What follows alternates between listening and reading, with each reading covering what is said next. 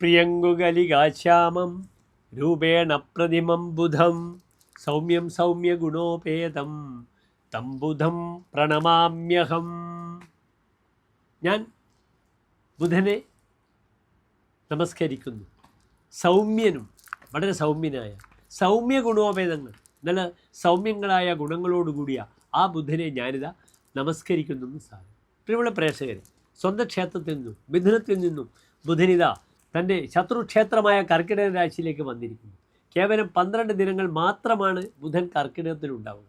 പക്ഷേ ബുധൻ ഏത് സമയത്തും ഫലം ചെയ്യുന്ന ഗ്രഹമാണ്. അതിനാൽ ബുധനെ കൊണ്ട് ധാരാളം നന്മകൾ, അത് ഗുണമാണോ ദോഷമാണോ എന്ന് മനസ്സിലാക്കാനുള്ള ഏറ്റവും നല്ല അവസരമാണ് ഈ ഒരു വീഡിയോകൾ എന്ന് ഞാൻ പറയട്ടെ. മേടൻ രാശി മുതൽ 12 രാശിയിലേക്കുള്ള ബുധൻ്റെ ചാരവശാലുള്ള സഞ്ചാരം ഓരോ രാശിക്കാർക്കും എപ്രകാരം ശുഭാശുഭ ഫലങ്ങളെ പ്രദാനം ചെയ്യുന്ന വിഷയമാണ് നാം ചർച്ച ചെയ്യുന്നത്.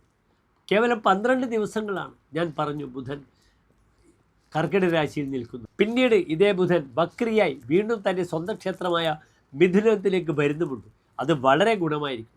വക്രനസ്തു മഹാവീര്യാഹ, ഒരു ഗ്രഹം വക്രിയായി വരുമ്പോൾ അത് വളരെയധികം വീര്യത്തെ പ്രദാനം ചെയ്യപ്പെടുമെന്ന് പറയുന്നു. ജൂൺ 22 കർക്കിടകത്തിൽ പ്രവേശിക്കുന്ന ബുധൻ ജൂലൈ മാസം 7-ാം തീയതി തിരിച്ച് വക്രിയായി മിഥുനത്തിലേക്ക് പോകുന്നു. ഈ വക്രിയായ ബുധൻ വളരെയധികം ഫലത്തെ പ്രദാനം ചെയ്യുമെന്ന് ഞാൻ സൂചിപ്പിച്ചു കഴിഞ്ഞു.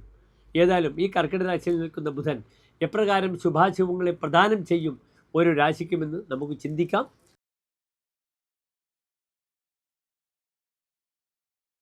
മൂലം പുരാണം ഉത്രാടം നക്ഷത്രത്തിൻ്റെ ആദ്യത്തെ 15 നാഴിക വരുന്ന 2 നക്ഷത്ര സമൂഹം. ഇവിടെ ധനുരാശിക്കാർക്ക് ബുധൻ നിൽക്കുന്നത് 2 ഭാവങ്ങളുടെ ആധിപത്യമാണ്. ഒന്ന് കർമാധിപത്യം, അവരുടെ തൊഴിൽ. മറ്റൊന്നോ അവരുടെ 7-ാം ഭാവം, ദാമ്പത്യം. ഇവിടെ ബുധൻ നിൽക്കുന്നത് ദുർബലമായാണ്. ശത്രുക്ഷേത്രത്തിൽ നിൽക്കുന്നു, 8-ാം ഭാവത്തിൽ നിൽക്കുന്നു. പലപ്പോഴും ഈ ബുധൻ നന്മകൾക്ക് പകരം പലപ്പോഴും ക്ലേശങ്ങൾ ഉണ്ടാക്കും. ജോലി നഷ്ടപ്പെടുക. വളരെ ആലോചിക്കണം ധനുരാശിക്കാർ. പെട്ടെന്നൊരു ജോലിയിലേക്ക് എടുത്തു ചാടി ബുദ്ധിമുട്ട് വന്നാൽ പെട്ടുപോകും എന്നറിയുക. അന്യദേശത്ത് പേരും പ്രശസ്തിയും ഉണ്ടാക്കാൻ 8-ലെ ബുധൻ വളരെ പര്യാപ്തമാണ്. ഏത് ഗ്രഹങ്ങളും 8-ാം ഭാവത്തിൽ വളരെ ദോഷമാണ്. പക്ഷേ ബുധൻ 8-ാം ഭാവത്തിൽ നിൽക്കുമ്പോൾ വിശ്രുത ഗുണാഹ, one should be appreciate by own qualities. തൻ്റെ ക്വാളിറ്റികൾ, നന്മകളാൽ തനിക്ക് അംഗീകാരം ലഭിക്കുമെന്ന ഫലമാണ്. പക്ഷേ ശത്രുക്ഷേത്രത്തിൽ ദുർബലമായി നിൽക്കുന്ന 2 ഭാവങ്ങളുടെ ആധിപത്യവും ദൗർബല്യമാണ്. ഒന്ന് ദാമ്പത്യമാണ്. ഇവിടെ പലപ്പോഴും ഭാര്യാസുഖം കുറയുക, ഭാര്യയെ വിട്ടു നിൽക്കുക, അല്ലെങ്കിൽ ദമ്പതികൾ പരസ്പരം ഡൈവേഴ്സിന് പെറ്റീഷൻ കൊടുക്കുക മുതലായ പ്രയാസങ്ങൾ വരും. രേഖാപരമായ തടസ്സങ്ങൾ വളരെയധികം വരും. അതാണ് ഏറ്റവും ശ്രദ്ധിക്കേണ്ടത്. തൻ്റെ വിലപ്പെട്ട ഡോക്യുമെൻറ്റ്സ് നഷ്ടപ്പെട്ടു പോവുക, അല്ലെങ്കിൽ രേഖയിൽ കൃത്രിമത്വം ഉണ്ടാവുക, അങ്ങനെ തനിക്ക് പേരുദോഷം വരിക, പോലീസ് കേസ് വരിക, ചെക്കിലൂടെ വഞ്ചിക്കപ്പെടുക, താൻ ചെക്ക് കൊടുത്ത് തനിക്ക് കേസ് വരിക, ഇങ്ങനെയുള്ള ധാരാളം പ്രയാസങ്ങൾ ധനുരാശിക്കാരെ സംബന്ധിച്ചോളം വരുന്ന ദിനങ്ങളെന്ന് പ്രത്യേകിച്ചറിയുക, ശ്രദ്ധിക്കുക. ഇവിടെ നിർബന്ധമായും ദാമ്പത്യം മുട്ടിച്ചെയ്യണം, ദാമ്പത്യ ഐക്യം ചെയ്യുക. ലക്ഷ്മി നരസിംഹസ്വാമി ക്ഷേത്രത്തിൽ ലക്ഷ്മി നരസിംഹ പൂജ അല്ലെങ്കിൽ ദാമ്പത്യ പൂജ നിർബന്ധമായും ചെയ്യുക. ബുദ്ധിമുട്ടുകൾ വരും. കർമ്മമേഖല തടസ്സം മാറാൻ കർമ്മമുട്ട് ചെയ്യുക, അല്ലെങ്കിൽ ശത്രുസംഹാര കുരുതി ചെയ്യണം.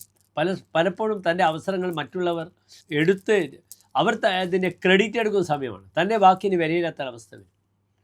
8-ൽ ബുധൻ വരുമ്പോൾ വിശ്രുതങ്ങളായ ഗുണങ്ങളാൽ അംഗീകരിക്കപ്പെടുമെന്ന് പറഞ്ഞു. പക്ഷെ ഞാൻ സൂചിപ്പിച്ചത് ശത്രുക്ഷേത്രത്തിലാണ്. ശതഞ്ജീവിനോ രന്ധ്രകേ രാജപുത്രേ ഭവന്തീഹ ദേശാന്തരേ വിശ്രുതാഹ. ചമത്കാരം എന്താണ് പറഞ്ഞിരിക്കുന്നു? 100 ആയുസ്സാണ്. അന്യദേശത്ത് പേരും പ്രശസ്തിയും ഉണ്ടാകും. നിധാനം നൃപാത് വിക്രയാത്വാ ലഭന്തേ. തൻ്റെ ഉത്സാഹത്തിലൂടെ രാജാവ്, അധികാരി തനിക്ക് കസേര തരും. അതിനൊക്കെ സാധ്യത കൂടുതലാണ്. യുവതി ഉത്സവം, യുവതികളുമായി ഉത്സവം നടത്തും. ധാരാളം യുവതികൾ ഫ്രണ്ട്സായി വരും. അതൊക്കെ തനിക്കൊരു പ്രയാസങ്ങൾ ഉണ്ടാക്കാൻ പാടില്ല. ക്രീഡനം പ്രീതിമന്ദ, അവസാനം സന്തോഷം ലഭിക്കുമെന്ന് ഫലം പറഞ്ഞിരിക്കുന്നു. ഇവിടെ 8-ാം ഭാവത്തിൽ വരുമ്പോൾ ഞാൻ പറഞ്ഞു ജലാർജിത സ്വഹ, ജലത്തിലൂടെ കാശ് ലഭിക്കുക, വിദേശയാത്ര ഉണ്ടാകും. സ്വജനസ്യ ശത്രു, സ്വന്തം ജനങ്ങൾ ശത്രുക്കളാകും. വിശ്വാസപൂർവ്വം താൻ ഏൽപ്പിക്കുന്നവരൊക്കെ തന്നെ തനിക്ക് രേഖയിൽ ചതിവുണ്ടാക്കുക, തങ്ങളുടെ അവസരം തട്ടിയെടുക്കുക മുതലായ വിഷയത്തിൽ വലിയ ബുദ്ധിമുട്ടുകൾ ഉണ്ടാക്കും ഈ ബുധനെന്ന് പ്രത്യേകം മനസ്സിലാക്കുക. പ്രിയമുള്ള പ്രേക്ഷകരെ, നന്ദി, നമസ്തേ.